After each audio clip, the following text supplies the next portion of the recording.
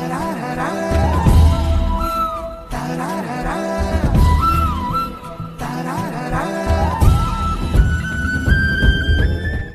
Tamil cooking channel friends, எல்லாருமே இந்த வீடியோக்கு வர இருக்கிறோம். இன்றைக்கி வந்து நம்ம எங்கே இருக்கோம்னு பார்த்தீங்கன்னா ஒரு பெரிய கத்திரிக்காய் தோட்டத்தில் தாங்க இருக்கிறோம். பார்த்தீங்கன்னாலே தெரியும், இங்கே ஆரம்பித்து அங்கே வரைக்கும் இருக்குது. ஸோ இன்றைக்கி வந்து கத்திரிக்காய் வந்து ஃப்ரெஷ்ஷாக பறித்து அதில் வந்து ஒரு டிஷ் செய்ய போகிறோம். என்ன செய்ய போகிறோம்னு பார்த்தீங்கன்னா ஸ்டஃப்டு பிரிஞ்சால் கறி. அதாவது பார்த்தீங்கன்னா கத்திரிக்காவை ஒரு 4 பொளந்து அதுக்குள்ளார ஒரு சில ஸ்டஃபிங்ஸ்லாம் வச்சு அதை யூஸ் பண்ணி ஒரு குழம்பு மாதிரி வைக்க போகிறோம். தொக்கு மாதிரி தான் இருக்கும், ரொம்ப தண்ணியாக இருக்காது. இதை வந்து எடுத்துகிட்டு போயிட்டு நம்ம முதியோர் இல்லத்தில் இருக்கிற தாத்தா பாட்டி குடிப்போம். டிஃப்ரெண்ட்டான ஒரு டிஷ்ஷு. ஸோ நீங்களும் உங்கள் வீட்டில் ட்ரை பண்ணி பாருங்கள், ஓகேங்களா? ஓகே, வழக்கம் போல நம்ம சேனலுடைய மோட்டோ என்னன்னு பார்த்தீங்கன்னா சமைக்கிறோம், சாப்பிட்றோம், எல்லாருக்கும் கொடுக்குறோம். வாங்க நம்ம இப்போ வந்து கத்திரிக்காய் பறிக்கலாம். பறிச்சுட்டு அப்படியே வீடியோக்குள்ளே போயிடலாம், ஓகேங்களா?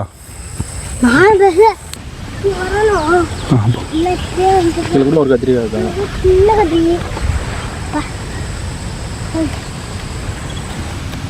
ஒன்று, அப்புறம் 2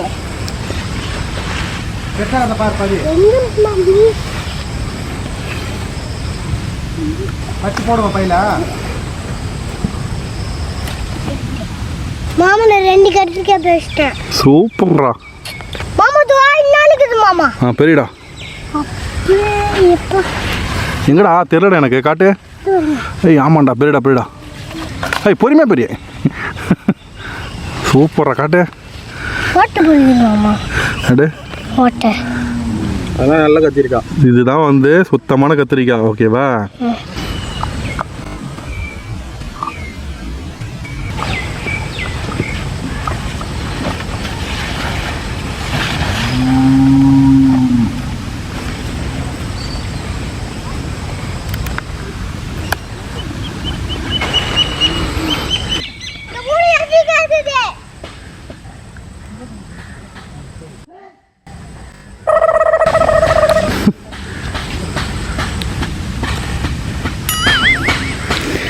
நான் என்ன எஜமான் ரஜினியோட ஓரத்துக்கு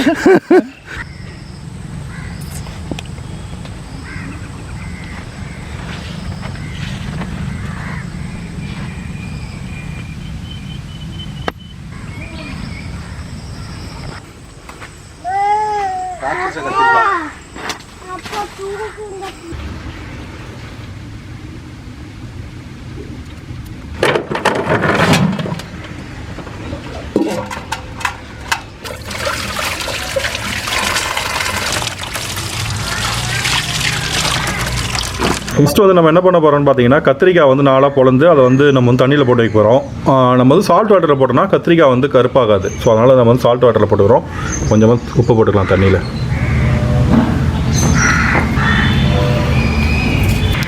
கத்திரிக்காய் வந்து பார்த்திங்கன்னா இந்த மாதிரி கட் பண்ணுங்கள், 4 கட் பண்ணணும். ஃபஸ்ட்டு ஒரு ஆஃபு, அவ்வளோதான். ஃபுல் எண்டுக்கு வரைக்கும் போகாதீங்க, ஒரு 3/4 பாகம் கட் பண்ணால் போதும். அப்புறம் ஒரு ஆஃபு, 2த்தையும் கட் பண்ணிவிட்டு பிரித்து பார்க்கணும் உள்ளே ஏதாவது சொத்தை ஏதாவது இருக்கா அப்படின்ட்டு. ஓகே, இதில் எதுவும் சொத்தை எதுவும் இல்லை. ஸோ நம்ம வந்து இந்த கத்திரிக்காய் வந்து யூஸ் பண்ணலாம். ஓகே, தண்ணியில் போட்ட வேண்டியதான். ஸ்டஃப்டு பிரிஞ்சால் கறி செய்கிறதுக்கு பார்த்தீங்கன்னா தேங்காய் வந்து பார்த்தீங்கன்னா நீங்கள் நார்மல் இலசான காய் எடுக்காமல் இந்த மாதிரி ஒரு கொப்பரை காய் எடுத்துட்டிங்கன்னா அதுதான் பெஸ்ட்டாக இருக்கும். ட்ரை கோகோனட் சொல்லுவாங்க, அதை எடுத்து யூஸ் பண்ணிக்குவாங்க.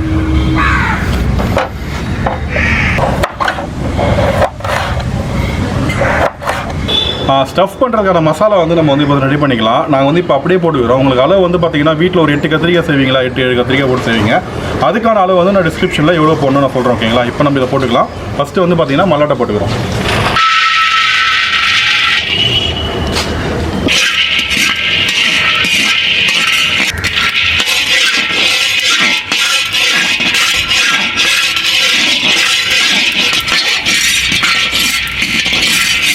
மல்லாட்டை பேர் இந்தளவு நல்லா வருந்தப்போ நம்ம எடுத்துகிட்டு தனியாக தோல் உரித்து புடச்சி எடுத்துக்கலாம், ஓகேங்களா? ஏன்னா அப்போ தான் நல்லாயிருக்கும், தோலோடு போட வேண்டாம்.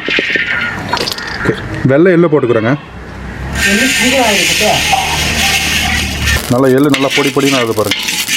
அடுத்தது பட்டை, கிராம்பு, ஏலக்காய் அதை போட்டுக்கலாம். சிம்மில் வச்சு நல்லா பண்ணுங்கள். மல்லி போட்டுக்கிறோம், சீரகம் போட்டுக்கிறோம், கொஞ்சமாக வெந்தயம் போட்டுக்கிறோம்.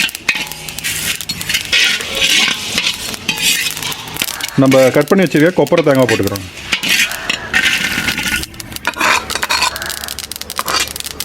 இந்த மசாலா வறுக்கும் போதே பார்த்தீங்கன்னா நல்ல ஒரு ஃப்ளேவர் கொடுக்கும். உங்களுக்கு அந்த ஃப்ளேவர்லேயே உங்களுக்கு தெரியும் இது எவ்வளோ டேஸ்ட் கொடுக்கும் இந்த குழம்புன்ட்டு.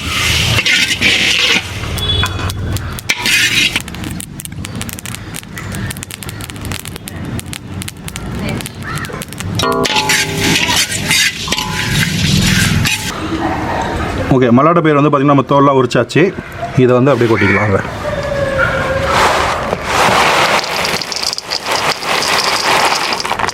ஓகே, நம்ம அரைச்சி வச்சுருக்க பவுடர் கூட பார்த்திங்கன்னா கொஞ்சமாக சின்ன வெங்காயம், இஞ்சி, பூண்டு, கொஞ்சமாக தனி மிளகாய் தூள், கொஞ்சமாக உப்பு போட்டுக்கோங்க,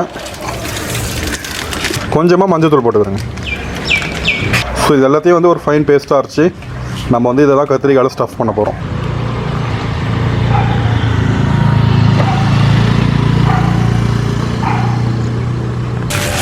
ஓகே, நம்ம வந்து பார்த்திங்கன்னா இப்போ வந்து மசாலா நல்லா ஃபைன் பேஸ்ட்டாக ஓரளவுக்கு அரைச்சாச்சு.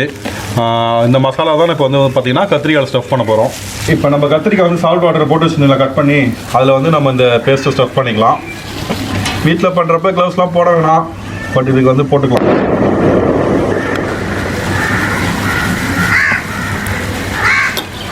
நல்லா ஸ்டஃப் பண்ணுங்கள்.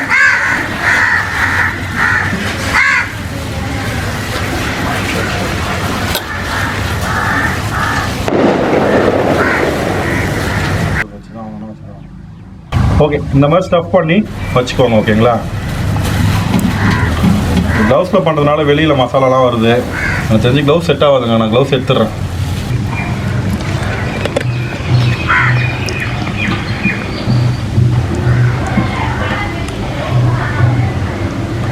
இந்த க்ளவுஸ் போட்டுன்னு பண்ணுறதுக்கு ரொம்ப கஷ்டமாக இருக்குது.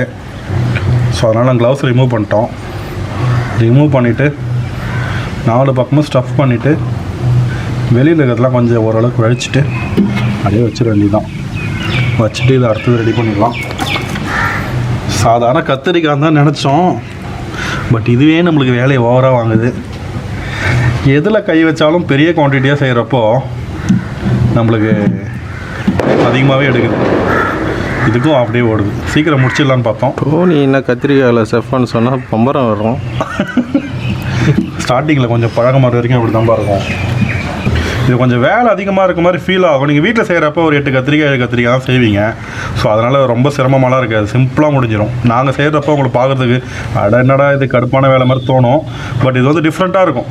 நீங்கள் சாதத்துக்கு மட்டும் இல்லை, சப்பாத்திக்கு அதுக்கெலாம் வச்சு சாப்பிட்டிங்கன்னா சூப்பராக இருக்கும். கொஞ்சம் நீங்கள் ட்ரையாக செஞ்சு சாப்பிட்ணும். அப்போது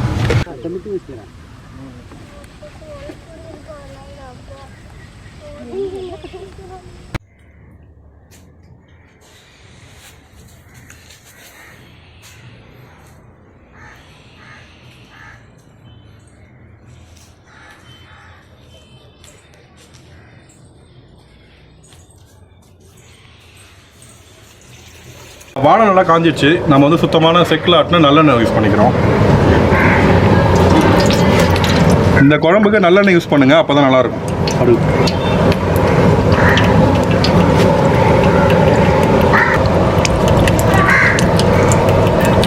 கடுகு போட்டுக்கிறோம்,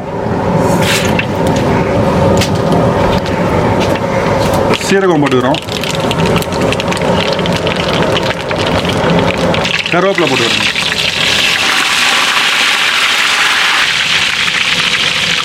பூண்டு போட்டுக்கிறோம், பச்சை மிளகாய், வெங்காயம் போட்டுக்கிறோம். சின்ன வெங்காயம் இதில் சின்ன வெங்காயம் போட்டுக்கிறோம்.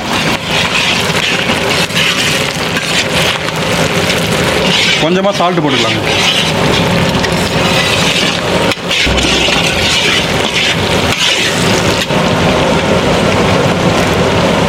மஞ்சத்தூள் கொஞ்சமாக போட்டுக்கிறோம், தனி மிளகாய் தூள்,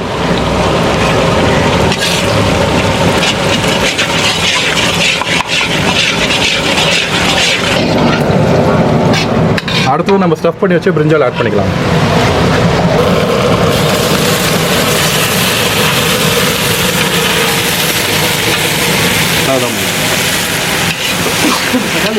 போட்டு தக்காளி ஆட் பண்ணிக்கிறோங்க. எல்லாமே பார்த்தீங்கன்னா கத்திரிக்காய் வதங்கிறதுக்குள்ளாரே நம்மளுக்கு வதங்கிடும்.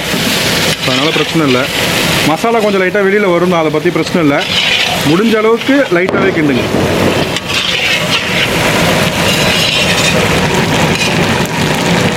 எல்லாமே அப்படியே எல்லாம் நல்லா இருக்குது. அப்புறம் எல்லாமே மிக்ஸ் ஆகும். வேணாமா அது இங்கே இருக்கு.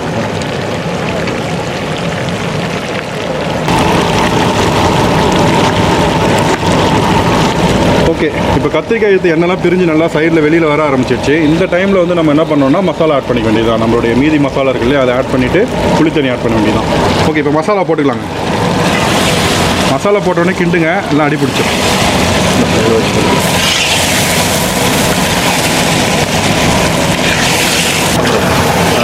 ஓகே, நம்ம புளி ஊற வச்சு கரைச்சி வச்சுருக்கோம், அந்த தண்ணி ஊற்றிக்கலாங்க.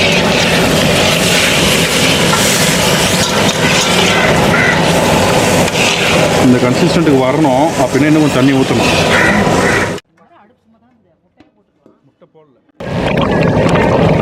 ஓகே, ஆல்ரெடி நம்ம சால்ட்டு கொஞ்சம் போட்டுட்டோம். டேஸ்ட் பார்த்தோம், லைட்டாக கம்மியாக இருக்குது. ஸோ நம்ம இன்னும் கொஞ்சம் ஆட் பண்ணிக்கலாம்.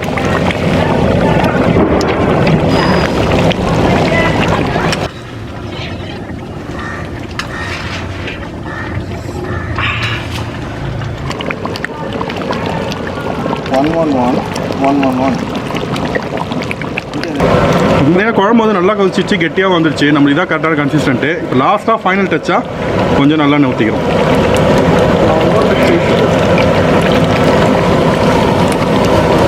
லாஸ்ட்டாக கொஞ்சமாக கருவேப்பிலை ஆட் பண்ணிக்கிறோம்.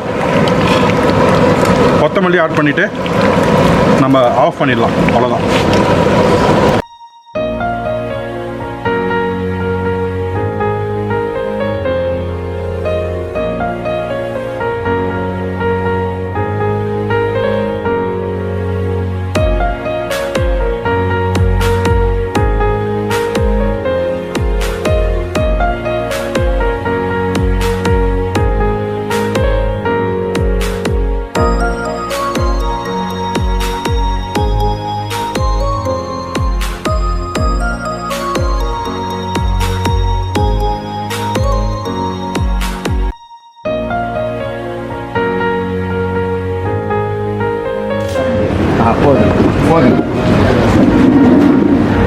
இன்னும் தாத்தா கத்திரிக்காய் சாப்பிட மாட்டீங்களா?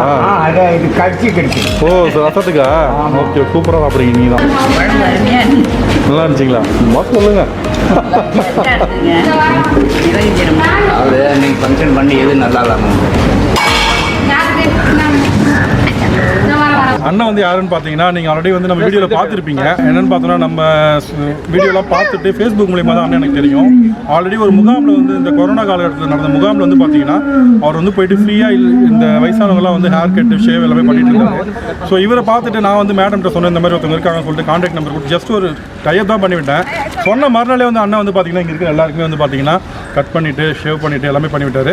எனக்கு தெரிஞ்சு இன்னொரு தடவை 2 தடவை வந்து பண்ணிட்டாருன்னு நினைக்கிறேன். அண்ணன் 3 தடவை வந்து பண்ணியிருக்காரு. இந்த ஒரு 2 மாதத்துலேயே பார்த்தீங்கன்னா 3 தடவை பண்ணிட்டாரு. தொடர்ந்து பண்ணுறேன்னு சொல்லியிருக்காரு. ரொம்ப சந்தோஷம்ண்ணே. இது வந்து ரொம்பவும் பெருமையான ஒரு விஷயம். இப்போ வந்து பார்த்தீங்கன்னா அண்ணன் வந்து ஆல்ரெடி வந்து பார்த்தீங்கன்னா அவர் கை மூலியமாக இப்போ ஒரு சிஸ்டர் வச்சு தான் ஷேவ் பண்ணிட்டு இருக்காரு. ஸோ இது பண்ணுறதுக்கு ஒரு சில சிரமங்கள்லாம் இருக்குது. அது என்னன்றது அண்ணனே சொல்லுவார். அது வந்து உங்களால் முடிஞ்சவங்க, வீடியோ பார்க்குறவங்க, உங்களால் கண்டிப்பாக முடிஞ்சவங்க ஹெல்ப் பண்ணுங்கள். நான் கீழே கான்டாக்ட் நம்பர் போடுறேன், அதை கான்டாக்ட் பண்ணி அதுக்கான ஹெல்ப் பண்ணிவிடுங்க.